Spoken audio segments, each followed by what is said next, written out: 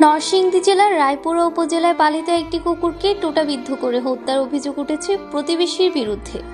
মঙ্গলবার দুপুরে রায়পুরা পৌর শহরের রামনগর হাটি এলাকায় এই ঘটনা ঘটে। এই ঘটনায় প্রতিবেশী রতন মিয়ার বিরুদ্ধে থানায় লিখিত অভিযোগ দায়ের করেছেন কুকুরটির মালিক জিহাদ মিয়া।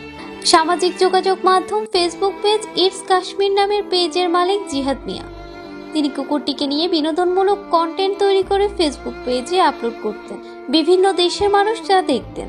সোমবার শত শত মানুষকে নিয়ে ব্যাপক আয়োজনে লাবলু নামে সেই কুকুরের জন্মদিন পালন করেন জিহাদ। সেই কুকুরকে এভাবে মারার বিষয়টি মেনে নিতে পারছেন না এলাকাবাসী। ঘটনার পর বিচারের দাবিতে কুকুরের মরদেহ নিয়ে থানায় যান এলাকার কয়েক শত মানুষ।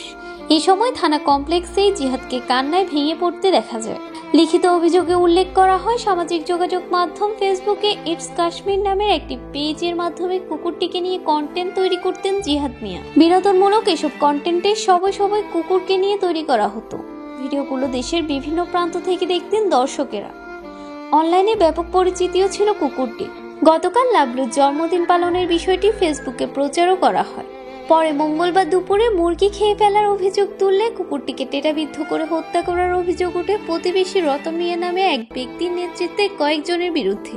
ঘটনার পর রতন মিয়াকে এলাকায় না পাওয়ায় অভিযোগের প্রসঙ্গে তার বক্তব্য পাওয়া যায়নি। তার মোবাইল ফোন নাম্বার না থাকায় তাকে ফোন করা সম্ভব হয়নি। এই বিষয়ে রায়পুরা থানার ভারপ্রাপ্ত কর্মকর্তা আদিল মাহমুদ গণমাধ্যমকে জানান, কুকুরটিকে মেরে ফেলার ঘটনায় লিখিত অভিযোগ পেয়েছেন। ঘটনাস্থলে পুলিশ পাঠানো হয়েছে। তদন্ত শেষে অভিযুক্ত ব্যক্তির বিরুদ্ধে আইনগত ব্যবস্থা নেওয়া হবে।